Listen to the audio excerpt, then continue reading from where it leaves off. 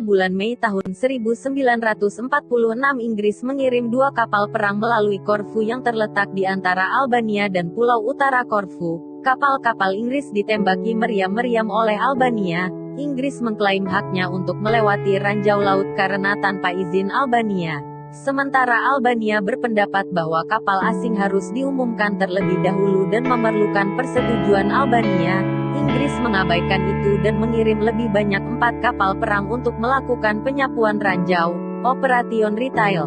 Namun kapal perusak Inggris menyerang ranjau dan rusak berat dengan mengakibatkan kematian dan cedera di Angkatan Laut. Setelah insiden itu Inggris secara sepihak melakukan operasi penyapuan ranjau di ranjau laut dengan protes keras dari Albania. Kedua negara menerima permintaan Dewan PBB untuk merujuk perselisihan ke pengadilan internasional dan meminta pengadilan untuk memutuskan 2 poin. Pertama adalah Albania bertanggung jawab atas ledakan di ranjau laut. Kedua, jika operasi penyapuan ranjau Inggris melanggar kedaulatan Albania, Inggris menuntut ganti rugi atas kerusakan kapal-kapalnya dan korban-korban yang meninggal. Albania menolak tuntutan tersebut. Inggris mengajukan kasus ini kepada Mahkamah Internasional. Pemerintah Albania mengatakan bahwa ranjau yang ditemukan sehingga kerusakan yang dialami kapal-kapal perang tersebut tidak mungkin disebabkan oleh apa yang terdapat pada daerah tersebut.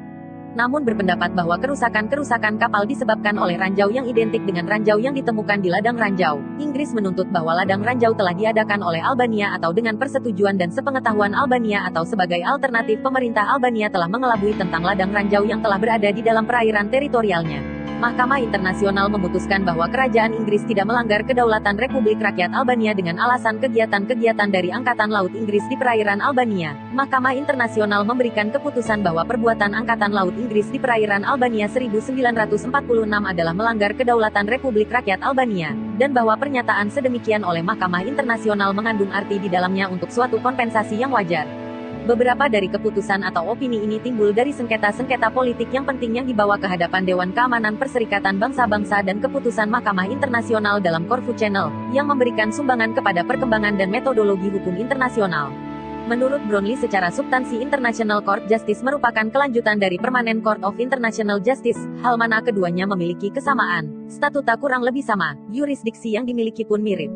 Menjadi pembeda yang fundamental adalah terdapatnya prosedur bagi amandemen dalam Statuta International Court Justice. Pengadilan mengeluarkan 3 keputusan penting dalam hukum internasional karena kasus ranjau laut ini menandai awal dari keterlibatan Pengadilan Dunia dalam perselisihan antar negara. Dalam penilaiannya, pengadilan menolak keberatan awal Albania untuk yurisdiksi pengadilan dan memutuskan untuk melanjutkan proses pengadilan yang menganggap Albania bertanggung jawab atas ledakan tertentu di perairan Albania dan atas kerusakan itu hilangnya nyawa manusia karena wajib memberitahu dan memperingatkan kapal perang Inggris yang mendekat tentang adanya ladang ranjau di perairan teritorial Albania tentang pertanyaan lintas damai melalui selat. Pengadilan menyatakan bahwa lintas kapal-kapal Inggris tidak bersalah karena saluran Korfu adalah jalur lurus yang digunakan untuk navigasi internasional.